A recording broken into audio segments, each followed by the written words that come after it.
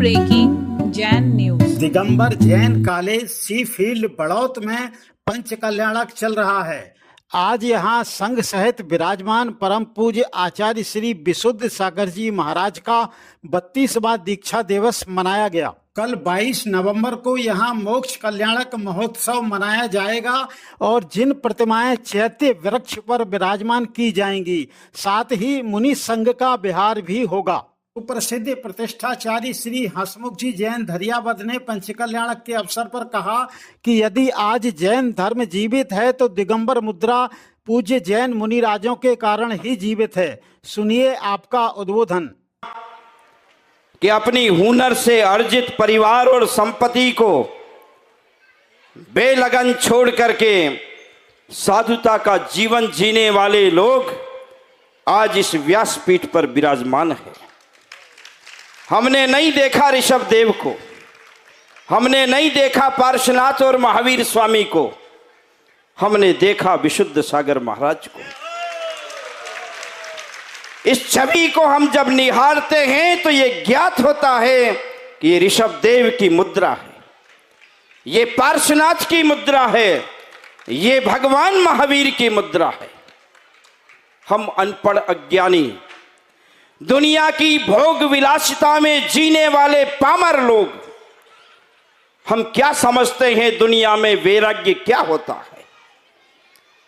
इन मुनिराजों को जब हम देखते हैं तो हमें भगवान महावीर स्वामी का वो संग नजर आता है। इनकी मुद्रा में, इनके चरित्र में वो वैराग्य की झलक नजर आती है जो चतुर्थ काल में भगवान ऋषभ देव की मुद्रा में जीती दिखाई देती थी। एक संविधान ऋषभ देव ने बनाया कि दिगंबर मुनि नग्न रहेंगे, पद विहार करेंगे, शरीर पर वस्त्र नहीं होगा, केश लुंचन करेंगे, दिन में एक समय अंतराय टाल करके भोजन करेंगे, कठोर से कठोर 22 परिचय को सहन करेंगे। एक बार घर और वस्त्र का त्याग करने के बाद उस घर पर मोह की दृष्टि नहीं होगी, ऐसा एक संविधान का निर्माण किया। सर्दी हो, गर्मी हो, बारिश हो, 48 और 50 का पारा हो, लेकिन एसी और कूलर नहीं होगा। माइनस की सर्दी हो लेकिन उसमें कंबली नहीं होगी। ये हसमुख भाई आपके सामने खड़ा है, अंदर बनियान है, ऊपर में फिर एक आवरण है, फिर मेरा स्वेटर है, और ठंडी लगती है तो कोट पहनेगा, कंबली ओढ़ेगा, और रात को यदि चैन नहीं होगी तो हीटर के पास में सोएगा। सवेरे भोजन करेगा, फिर भूख लगेगी 10 बजे फिर करेगा, फिर 12 बजे, शाम को, रात को, जब तक आंखें नहीं मूंदेगी तब तक भोजन करता रहेगा। लेकिन ये मुद्राएं भगवान ऋषभ देव की, हम लोगों ने ये सब अदालतें छोड़ दी, इन हदों को हम पार कर चुके हैं, भोगों की रेखाओं के साथ जीत रहे हैं। लेकिन ये मुद्रा हम देखते हैं कि चतुर्थ काल में ऋषभ देव ने कहा कि दिगंबर साधु नग्न रहेगा। आज इस कठोर काल में भी साधु नग्न दिखाई देता है। हमारी ये बोनी अंगुलियां कभी इनके सामने दिखाई देती है।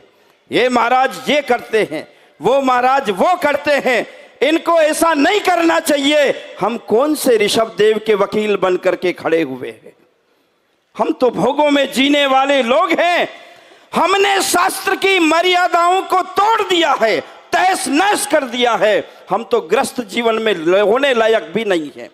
लेकिन ऐसे समय में ये बाल मुनि देखने पर लगता है कि जिनकी दाढ़ी और मूंछ के उदय नहीं हुए हैं, जिन्होंने भोगों की दहली पर अपना पांव नहीं रखा है और इन्हें वैराग्य हो गया है, ऐसे महान गुरुओं के आश्रय मिल चुके हैं, कल्याण के पथ पर लग गए हैं। मैं ये बात इस मंच से बड़ौत से कहना चाहूंगा कि यदि दिगंबर जैन धर्म जीवित है तो वो हसमुख भाई जैसे पीले कपड़ों में जीवित नहीं है, ये दिगंबर मुद्रा के कारण ही जीवित है।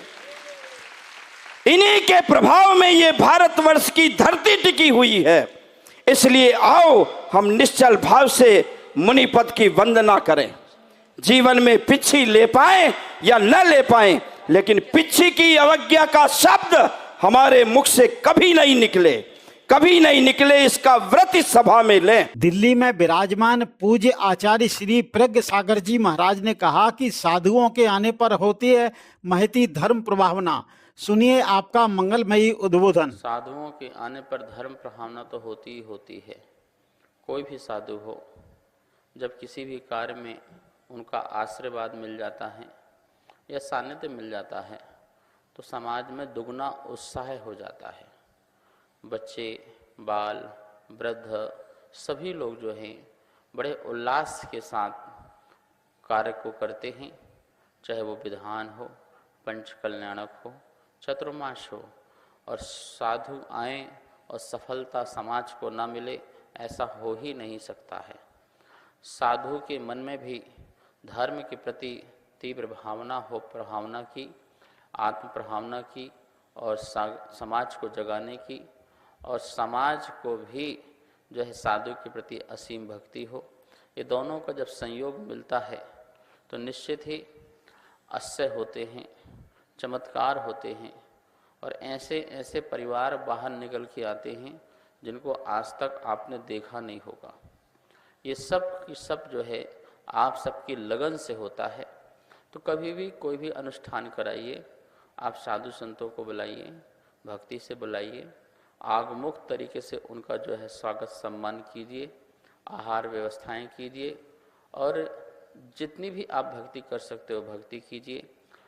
उनके द्वारा जितनी प्रभावना हो सकती है उस प्रभावना का लाभ भी लीजिए। 25 से 29 नवंबर तक कुंजवन उदगांव महाराष्ट्र में क्या आयोजन होगा, जानिए उपाध्याय श्री पीयूष सागर जी महाराज से। आने वाली 25, 26, 27, 28, 29 तारीख अपने आप में महत्वपूर्ण है और यहाँ पर कुंजवन में पहली बार लगने जा रहा है अंतर्मना की 5वें आचार्य पदारोहण दिवस के उपलक्ष्य में आरोग्य शिविर। स्वास्थ्य है सभी के लिए, डॉक्टर है सभी के लिए, सभी व्यक्ति स्वस्थ रहें। आचार्य महावीर कीर्ति जी महाराज ने अपनी डायरी में लिखा, पहला सुख निरोगी काया। व्यक्ति स्वस्थ रहे, स्वस्थ शरीर में स्वस्थ मन रहता है। इसलिए आप आएँ, अपनों को लाएं और अपना चेकअप कराएं, क्योंकि आज के समय में व्यक्ति संदेह में जी रहा है, कुछ भी हो जाए क्या करें। आजकल इलाज कराना बहुत मुश्किल काम है, बहुत भारी काम है, हर व्यक्ति इलाज नहीं करा पा रहा है। इसलिए हर व्यक्ति, और यहाँ पर हर व्यक्ति डॉक्टर है, किसी से कुछ भी बात बोलो तुरंत इलाज बता देगा। क्यों? उसको सिंपैथी है, उसको ये कुछ ना कुछ जानकारी जरूर रखता है, क्योंकि हमारे यहाँ बड़ी विशेषताएं हैं कि लोगों को प्राकृतिक चीज़ों का ज्ञान बहुत ज़्यादा है, जिसके कारण वो डॉक्टर भी आश्चर्य में पड़ जाते हैं कि बहुत सारे लोग तो कुछ भी रोग हो जाए, फिर भी कोरोना के समय में सारे आदमी इलाज थोड़ी करा पाए, लेकिन फिर भी लोग बाग स्वस्थ रहे ना। कैसे? ह्यूमनिटी बढ़ाने के लिए वो कहाँ गए? कहीं नहीं। लेकिन उन्होंने क्या किया, मिल्क में, दूध में, दादी ने बताया था हल्दी डाल के पी लेना, लो सबकी यूनिट